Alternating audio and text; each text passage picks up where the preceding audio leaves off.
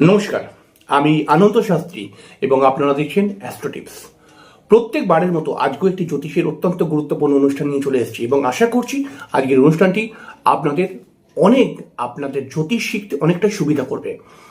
অবশ্যই শুরু করার আগে একটি কথা বলবো যে চ্যানেলটিকে সাবস্ক্রাইব করে বেল আইকনটা ক্লিক করে অবশ্যই কিন্তু যদি অনুষ্ঠানটি ভালো লাগে তাহলে আপনার মূল্যবান বক্তব্য লিখতে ভুলবেন না। আর সামনেই আমাদের জ্যোতিষ কোর্স শুরু হতে চলেছে। আপনি যদি জ্যোতিষ কোর্সে ভর্তি হতে চান তাহলে পরে অবশ্যই মোবাইল নাম্বারে যোগাযোগ করে দেবেন।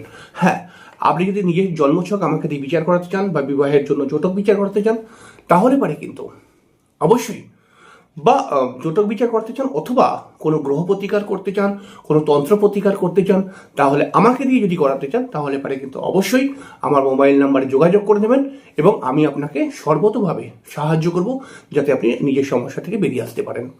আর কথা বাড়াবো না, অবশ্যই আমরা অনুষ্ঠানে চলে আসবো। চলুন অনুষ্ঠানটিকে উপভোগ করি এবং অনুষ্ঠানটিকে দেখে কিছু শেখার চেষ্টা করি। নমস্কার, আজকে আমরা একটি গুরুত্বপূর্ণ অনুষ্ঠান করবো শনিকে নিয়ে। আমি দেখুন লিখেছি প্রেডিকশন করার সময় সবসময় মনে রাখবেন, তো কয়েকটি পয়েন্ট দিয়েছি। এই পয়েন্টগুলো শনি সম্পর্কীয়, এই পয়েন্টগুলো প্রেডিকশন করার সময় আমাদের বারবার প্রয়োজন হয় বা জানাটা খুব প্রয়োজন আর কি। প্রথমে দেখুন লিখেছি দুর্বল শনি। দুর্বল শনি যদি জন্মছকের মধ্যে থাকে তাহলে কি সমস্যা হয় এটা প্রথমে বুঝে নিন। দুর্বল শনি যদি একটি জন্মছকের মধ্যে থাকে তাহলে পরে কিন্তু মানুষকে প্রচন্ড পরিশ্রম করতে হয়, তার পরিশ্রমের মাত্রা অনেক বেড়ে যায়, সে মনের মতো চট করে কাজবাজ পায় না। এবং তার সঙ্গে সঙ্গে দুর্বল শনি কিন্তু সাধারণভাবে দেখতে পাওয়া যায় যে যন্ত্রণা বা ব্যথাযুক্ত রোগ, শারীরিক রোগ নিয়ে আসে। কোনো কোনো সময় চোখের প্রবলেমও নিয়ে চলে আসে, চামড়ার রোগও কিন্তু দুর্বল শনির দ্বারা সৃষ্টি হতে পারে। একটি জন্মছকের মধ্যে যদি দুর্বল শনি থাকে, এই যে দুর্বল শনি আমি লিখেছি, এই দুর্বল শনি থাকলে পরে কিন্তু মানে কি বলবো, পারিবারিক একটা অশান্তি ক্রিয়েট করতে পারে। দুর্বল শনি কিন্তু কিছু কিছু ক্ষেত্রে দেখতে পাওয়া গেছে, সব ক্ষেত্রে নয়, বিবাহিত জীবন কেন্দ্রিকও সমস্যা নিয়ে আসে, বিবাহ হতে দেয় না চট করে। এবং এবার আপনি বলতে পারেন যে শনি তো বিবাহের কারক গ্রহ নয়, তাহলে শনি কোথায় বিবাহের সঙ্গে সম্পর্ক করছে? তো এর বিষয়টার মধ্যে প্রচন্ড যুক্তি রয়েছে। পরবর্তী সময় শনিকে নিয়ে যখন আমি আরো বড় ডেফিনেশনে যাব তখন বুঝিয়ে দেবো বা বোঝাবার চেষ্টা করব যে শনি কিভাবে বিবাহের সঙ্গে কানেক্ট হচ্ছে। তবে দুর্বল শনি কিন্তু অনেক সময় বিবাহ করতে দেয় না, বা বিবাহ করলে বিবাহিত জীবন নিয়ে সমস্যা, ঝামেলা এবং পারিবারিক অশান্তি, ডিভোর্স পর্যন্ত নিয়ে আসতে পারে।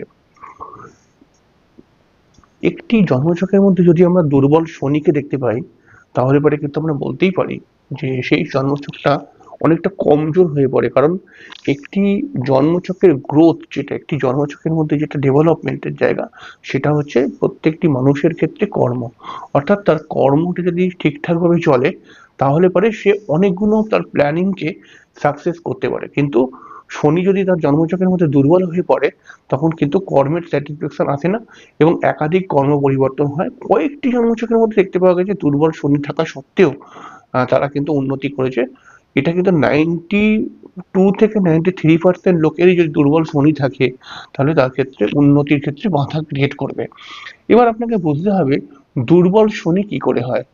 দুর্বল শনি এইভাবে হয় যে শনি যদি ধরুন মেষ রাশির মধ্যে থাকে, মানে নিচস্থ হয়ে থাকে, এবং এই রাশির অধিপতি মঙ্গল, সেই মঙ্গল যদি একাধিক পাপগ্রহের সঙ্গে বসে থাকে তাহলে শনিটি দুর্বল হয়ে যাবে। এছাড়াও শনি যদি তার শত্রুক্ষেত্রে বসে থাকে, ধরুন শত্রুক্ষেত্রে বলতে চন্দ্রের ঘর, রবির ঘর, মঙ্গলের ঘর, এইসব ঘরের মধ্যে শনি বসে থাকে এবং সেই ঘরের অধিপতিও যদি জন্মছকের মধ্যে একাধিক পাপগ্রহের সঙ্গে বসে থাকে এবং শনিটি যদি পাপ মধ্যাগত হয়ে থাকে, মানে শনিটি ধরুন বসে রয়েছে, শনির আসে দুদিকে, অর্থাৎ শনির এদিকে এবং এদিকে দুটো পাপক গ্রহ বসে রয়েছে, তাহলেও শনি কিন্তু দুর্বল হয়ে পড়ে এবং শনি ঠিকঠাক ভাবে নিজের কাজ করতে পারে না। এর ফলে প্রবলেম গুলো ক্রিয়েট হয়। বোঝা গেল? এবার দেখুন লিখেছি লগ্নে শনি থাকলে কি হয়। মানে দেখুন প্রেডিকশন করার সময় এই পয়েন্ট গুলোকে মাথায় রাখতে হবে। দেখুন লগ্নে শনি থাকলে পরে তো একটা লগ্নে শনি থাকার জন্য একটা প্রেডিকশন হয়, সেটা যেমন বলতে হবে। এবং দেখুন লগ্নে যদি শনি থাকে তাহলে আমরা সবসময় একটি কথা প্রথম থেকে জেনে এসেছি যে লগ্ন, পঞ্চম, নবম এই তিনটি ঘর হচ্ছে কোণ, কোণ স্থান বলা হয়। তাই এই তিনটি স্থানের মধ্যে যে কোনো গ্রহই থাকুক না কেন, তারা একে অপর কোণকে প্রভাবিত করে।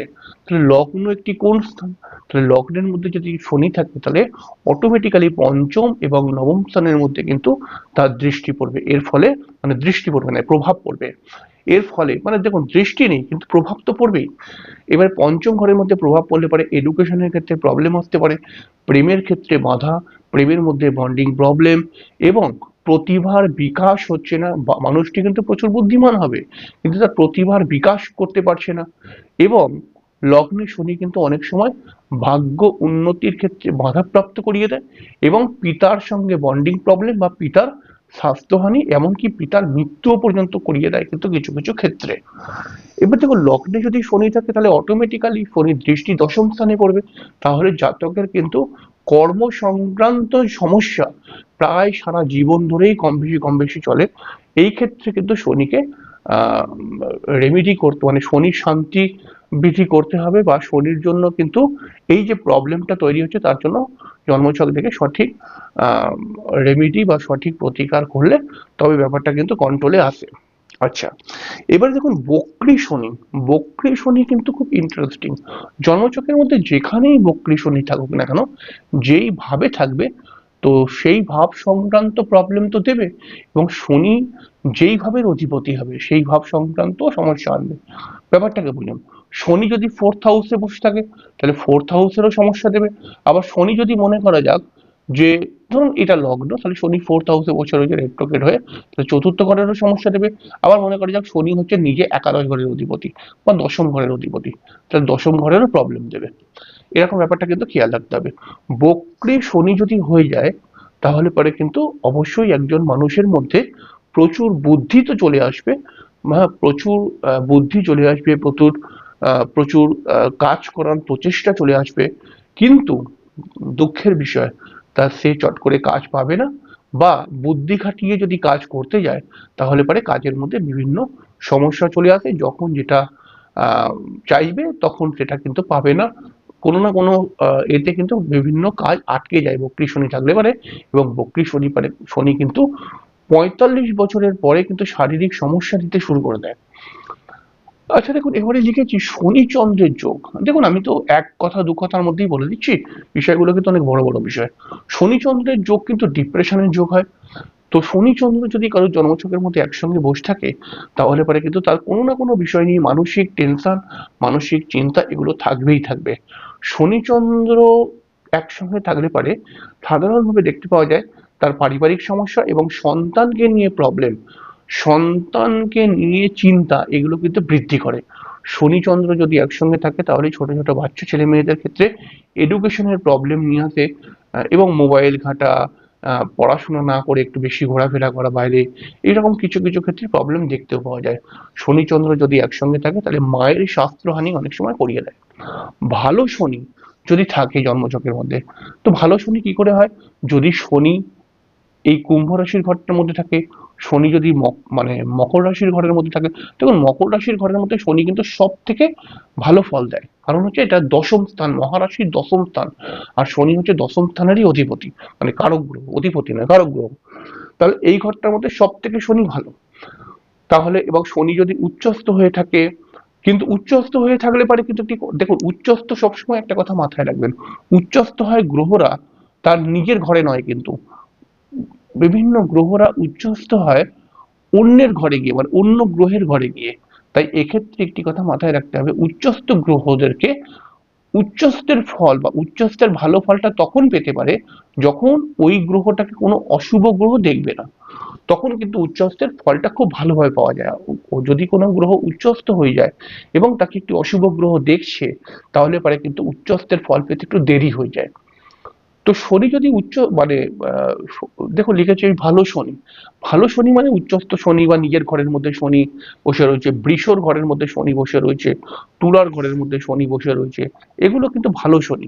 এবং এইরকম ভালো শনিকে যদি একটি শুভ গ্রহ দেখে নেয়, যে কোনো শুভ গ্রহ, তাহলে শনি কিন্তু অবশ্যই জীবনে একদিন না একদিন সফল বানায়। শনি যদি ভালো থাকে তাহলে পরে একজন মানুষের মধ্যে কর্ম করার প্রচেষ্টা বৃদ্ধি পায় এবং কর্মও সে সঠিক লাইনে পেয়ে যায় এবং কর্মের মধ্যে স্ট্রাগল থাকে, কিন্তু আলটিমেটলি কিন্তু কর্মের উন্নতি হবেই হবে। ঠিক আছে, এবার অশুভ ভাবের মধ্যে শনি। দেখুন, অশুভ ভাব মানে আমরা জানি ষষ্ঠ, অষ্টম, দ্বাদশ ঘর, এটাকে আমরা অশুভ ঘর বলি। ষষ্ঠ, অষ্টম এবং দ্বাদশ ঘর, এই ঘরগুলোর মধ্যে যদি শনি বস থাকে তাহলে পারে কিন্তু জীবনে কম বেশি ঝামেলা লাগিয়েই রাখে। পারিবারিক অশান্তি, অকারণে অর্থ ব্যয় এবং কিছু কিছু ক্ষেত্রে শারীরিক সমস্যা এবং পরিবার কেন্দ্রিক মানসিক টেনশন এবং বিবাহিত জীবনে ডিভোর্সের মতো প্রবলেমও কিন্তু এরকম শনি নিয়ে আসে অনেক অনেক সময়। দেখুন, আমি পরবর্তী সময় বোঝাবো যে শনি কিভাবে বিবাহের সঙ্গে কানেক্ট করছে। তো এটা কিন্তু রয়েছে, তো এগুলো আনে। তো এবার দেখুন, শনি বৃহস্পতি যদি জন্মছকের মধ্যে একসঙ্গে থাকে তাহলে একটি একটি ভালো ব্যাপার তৈরি হয়। শনির অশুভ গুণগুলোকে বৃহস্পতি অনেকটা নাশ করে। দেখুন, শনিকে যদি বৃহস্পতি দেখে তাহলে শনি যে অশুভ গুণ শনির যে আসবেই না তা কিন্তু নয়, অশুভ গুণের মধ্যে 50% প্রশমিত হয়ে যাবে আর 50% অশুভ গুণ থাকবে। তো শনিকে যদি বৃহস্পতি দেখে তাহলে পারে আহ শনির অশুভ গুণ একদম নাশ হয়ে যাবে না, বৃহস্পতি দেখার জন্য 50% অশুভ গুণ কিন্তু শনির নাশ হবে অবশ্যই। এবং শনি বৃহস্পতি যদি একসঙ্গে থাকে তাহলে পারে সেই মানুষটি যদি পরিশ্রম করে, পরিশ্রম, স্ট্রাগল, এগুলোকে যদি সে আপন বন্ধু করে নেয় তাহলে তার উন্নতি হবেই হবেই হবেই। ঠিক আছে, এইভাবে কিন্তু বিষয়গুলোকে দেখবেন। তো আশা করছি আজকে সামান্যভাবে বোঝাতে পারলাম। দেখুন, আপনি যদি চান তাহলে এরকম ভাবে প্রতিটা গ্রহ নিয়েই ভিডিও করব। হ্যাঁ, এটা আপনি কমেন্টসে লিখবেন যে এরকম ভাবে প্রতিটা গ্রহ সম্পর্কীয় ভিডিও দেখতে চান কিনা, তাহলে প্রতিটা গ্রহেরই এই পয়েন্টগুলো আমি দিয়ে ভিডিও করতে পারি। তো আজকের অনুষ্ঠানটি কিন্তু অবশ্যই লিখে রাখবেন এবং এটা প্রেডিকশন করার সময় কিন্তু খুব প্রয়োজন পড়বে, কারণ এই কন্ডিশনে শনিকে কিন্তু আমরা পাবো। তো সেক্ষেত্রে আমাদেরকে এটা জানা দরকার বা বোঝা দরকার যে শনি আলটিমেটলি কেমন করে ফল দিচ্ছে। নমস্কার, ভালো থাকবেন। আজকের অনুষ্ঠানটি কেমন লাগলো অবশ্যই প্রেডিকশন মানে কমেন্ট করে জানাবেন এবং অনুষ্ঠানটি ভালো লাগলে একটি লাইক দেবেন এবং অবশ্যই চ্যানেলকে সাবস্ক্রাইব করে বেল আইকনটা ক্লিক করে রাখবেন, এটা রিকোয়েস্ট। পরের দিনকে আবার একটি অনুষ্ঠান নিয়ে চলে আসবো, ততক্ষণের জন্য নমস্কার, ভালো থাকবেন।